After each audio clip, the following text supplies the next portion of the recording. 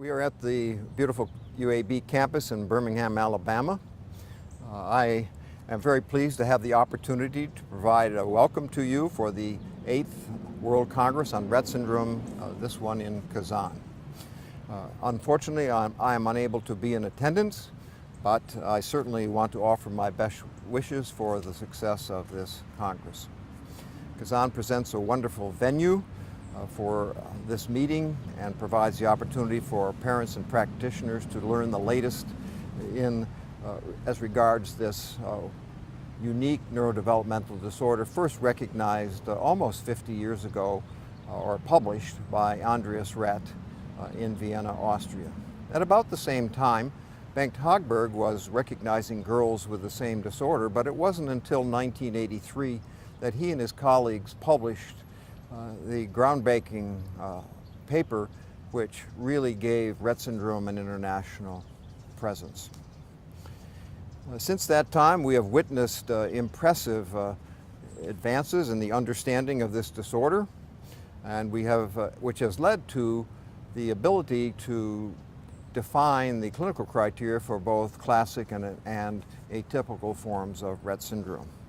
The discovery of mutations in the gene MECP2 or methyl CpG binding protein allowed impressive advances in laboratories around the world that have increased knowledge of its function, its role in neural development, and of the creation of animal models so important to the development of targetable strategies for girls and women with this disorder. We too have been involved since 1983 in research in this disorder, and for the past 15 years have been involved in studies of the natural history of Rett syndrome funded through the National Institutes of Health in the United States. The Congress should bring in the latest information for all of you regarding diagnosis, management, and potential treatments in the future. I trust that this will be a very successful an excellent meeting and look forward to hearing word of this later on. Thank you.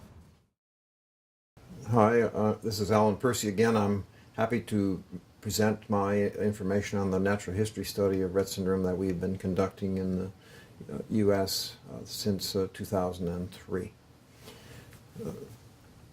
We're going to talk today about what we know from this study. This story goes back to 1965, or perhaps some years before that, when Andreas Rett first recognized this disorder in girls that he saw in his clinic in Vienna. About the same time, Bengt Hagberg was recognizing the same problems in girls and women in Sweden. However, they didn't get together, and it wasn't until 1983 that Bengt Hagberg and his colleagues actually published a paper in the Annals of Neurology which put Rett syndrome on an international stage.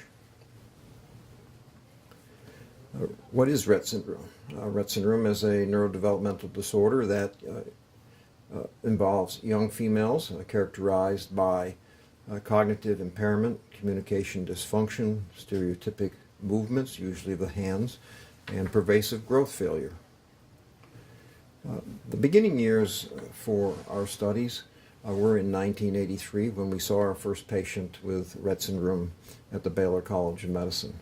Shortly thereafter, I began a clinic with Drs. Glaze and Zogby in Baylor, and then thereafter the International Rett Syndrome formed.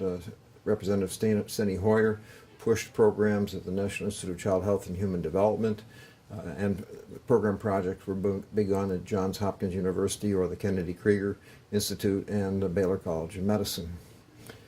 Genetic studies were progressing, and gradually we limited the range of the disorder to the X chromosome on the long arm, eventually at the very end XQ28.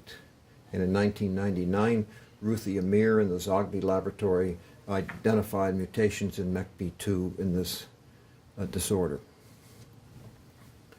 The natural history studies really began in 2003. This was sponsored through the Office of Rare Diseases Research, first in the Office of the Director and now the National Center for Advancing Translational Sciences, both at the NIH. The first two studies involved Angelman, Prader-Willi, and Rett syndrome. For Rett syndrome itself, we conducted these studies at 4 sites, and because the sites were very limited in the geographic distribution, we expanded them to 4 travel clinics across the country to give us a very broad reach. The third study, which began in the summer of 2014, expanded this study only for Rett syndrome, for MECP duplication disorder, and Rett-related disorders to 14 sites. What was accomplished in the first 2 studies? We enrolled more than 1,200 participants. Most 40% or more of those were enrolled in one of these travel clinics. Of this group, 940 had Rett syndrome, 166 had variant forms of Rett syndrome, and 99 individuals had MECP2 positive gene tests, but did not have Rett syndrome. These included both females and males in about equal distribution. Some of those had duplication and not simply mutations in the MECP2 gene. What we learned was that classic Rett syndrome is composed of individuals, more than 95%, who have mutations in MECP2, and 8 of these mutations account for about 60% of the total group. Deletions or insertions involve another 15 to 18%. Rett syndrome is mainly sporadic. That is, it does not occur in families by and large, and the majority of these are of paternal origin because of changes in the rapidly dividing germinal cells, which are the sperm. Familial Rett syndrome is very, very uncommon, but it still is seen, and it was very helpful actually in identifying the gene mutation in MECP2. Variant forms of Rett syndrome account for about 15% of the total, and in these cases about 76% have mutations in MECP2. A number of clinical problems are associated with this disorder, and I will go through these fairly quickly. First is growth. Small stature is very typical. First brought on by or acknowledged by deceleration in the rate of head growth, already perhaps as early as a month and a half of age. And the median value for the girls with Rett syndrome reaches the 2nd percentile of the normal population by age 2. Weight and length follow later at 6 months and 17 months respectively. We also know that the hands and feet are small, particularly the feet. This is a representation of the head circumference, and you can see already that the 50 percentile line here for Rett syndrome in the pink is falling off the 50 percentile line in the normal population very, very early and well before the 1 year of age. And you can see that it falls below the 2nd percentile by age 2. Although most girls, 70% or more, have a deceleration of the rate of head growth below the normal percentile, so that these are regarded as microcephalic, there are some girls who are not microcephalic. Developmental skills. We've always thought that development early on was apparently normal, but we use the word apparently for a reason, and namely that there were signs that early development wasn't completely normal. Now, developmental skills are generally acquired, but in many cases they're acquired late. The gross motor and receptive language skills generally are acquired better than fine motor and expressive language skills, and more complex motor and communication skills are delayed or absent. As more skills are acquired, the clinical severity is quite a bit lower. And better outcomes are associated with these 4 specific groups of mutations. Epilepsy. Seizures are important in Rett syndrome, but the occurrence is quite variable based on different reports, ranging from 20 to 80%. The seizure types can be focal, generalized, or atypical absence. We know from video EEG monitoring that behaviors that are regarded as seizures by others are often non-epileptic events, and events that aren't recognized by parents actually are seizures. At any point in time, however, through our study, we have shown that 35 to 40% of these girls or women have seizures that require medication. On the whole, when you look at the entire group, almost 90% of girls will have seizures at one time or another requiring treatment. Scoliosis, or curvature of the spine. This is present in 8% of preschoolers, but by 16 years of age is present in 80%, and by 25 years in 87%. Progression should stop at maturity, although generally it does not completely stop. It just progresses very, very slowly. This is usually apparent by 8 years of age, and we have begun to regard bracing as an important preventive strategy once the degree of curvature is at 25. Curvatures are often greater in those children who are non-ambulatory. Although there's no evidence that bracing works for girls with Rett syndrome, there is evidence from work in the cerebral palsy field. Surgery should be considered if the curvature exceeds 40 degrees. In our study, 13% or more have had surgery, and in most cases the parents feel that this greatly improved the quality of life. Puberty and menarche. In general, puberty and menarche occur pretty close to normal. The one thing that these girls tend to do normally. However, about 25% have an early onset of puberty, and on the other hand, the time between the beginning of puberty and the onset of periods is longer than you've generally seen in the normal population. The median ages for breast development and pubic hair are a little less than in the normal population, but the age of menarche is a bit more than the normal population.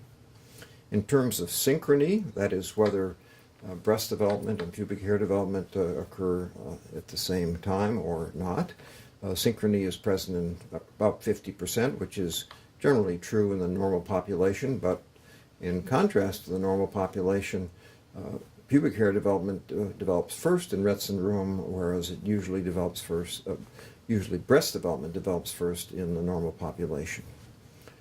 A greater BMI generally predicts earlier onset of puberty, and milder mutations are predictive of earlier menarche. Longevity. From the early studies of Andy Rett, it was clear that very few girls or women in his population lived beyond age 25. Our study showed that average survival is slightly over age 50, and when we looked at a more recent study on survival in the population, we confirmed this result.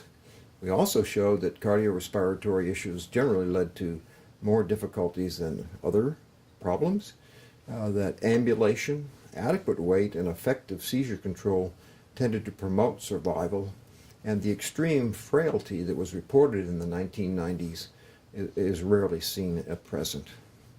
This certainly emphasizes the results of good diet and effective therapies. The phenotype-genotype correlation.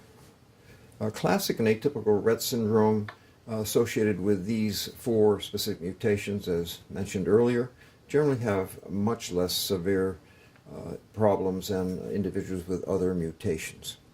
The clinical severity overall, however, increases with age, generally because motor function tends to decline or slow with increasing rigidity.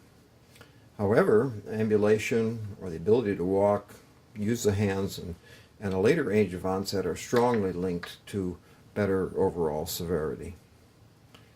There are certain caveats that we need to consider. 2 individuals with the same genotype may have wildly different outcomes. This could be related to X chromosome inactivation differences. And from a study of nearly 200 girls or women with Rett syndrome, we showed that more than 10% had highly skewed X chromosome inactivation, actually equally distributed in both directions. That is, some girls had less problems and other girls had more problems. And 26% were also moderately skewed. Both of these numbers are much higher than is seen in the general population. In addition, the overall genetic background may be quite different from child to child. And finally, the distribution of the normal and mutant X chromosomes in the brain is quite different. So one child may have more involvement of, let's say, the frontal lobes, and another may have more involvement of the frontal lobe, of the parietal lobes. And this could greatly affect the outcome of the disorder. And certainly environmental influences affect the outcome as well. We looked carefully at quality of life because we were encouraged to do so by the NIH and also by the Food and Drug Administration. And for the child, this is using a general scale, nothing specific for Rett syndrome, but it was shown pretty clearly that children with worse motor function generally had poorer physical quality of life. However, worse motor function and earlier onset of hand stereotypies were often associated with better psychosocial qualities of life. This is generally because they simply couldn't get in trouble. Conversely, children with better motor function, particularly those that are ambulatory, had poorer psychosocial quality of life because they could get in trouble. For example, getting to a stove and pulling hot water on them, or getting outside the house. We felt that this form could be used as an outcome measure in clinical trials. Subsequently, we conducted a similar analysis of data acquired from the caregivers of these children, generally the mothers. And again, we showed that the physical health of the caregiver was generally higher than the mental health scores. However, with greater disease severity associated with, this was associated with lower physical scores, as you might understand if a lot of requirements for carrying and lifting are brought about, and higher mental health scores. Feeding problems, on the other hand, negatively affected both. Limited caregiver personal time and home conflict negatively affected physical health as well. And finally, we have a great concern for making diagnosis as early as possible. In the United States, we have found that the diagnosis is made largely by neurologists, child developmental pediatricians, and geneticists. And we can see that regression generally occurs between 12 and 30 months. That if you really believe that treatment is dependent on early diagnosis, we need to have both the assistance of general physicians, both pediatricians and family practice physicians, but we also need to pay attention to the early clues, such as early decline in head circumference, a declining weight and then height, a stagnation of development or regression, and inattentiveness or lack of response to parents, which could be seen early on. And finally, is the infant, particularly in the first 6 months of life, too passive or too good? These are important questions that should be asked, and we hope, therefore, that the diagnosis may be made at earlier and earlier ages. When we first began this study, we found that the average age of diagnosis was around age 4. Currently, it's around 2.7 years. So I've covered many of the features of the natural history study, and I wanted to show you a picture of the first girl that I saw with Rett syndrome in Houston. She's now in her mid-30s and is doing very, very well. So thank you very much.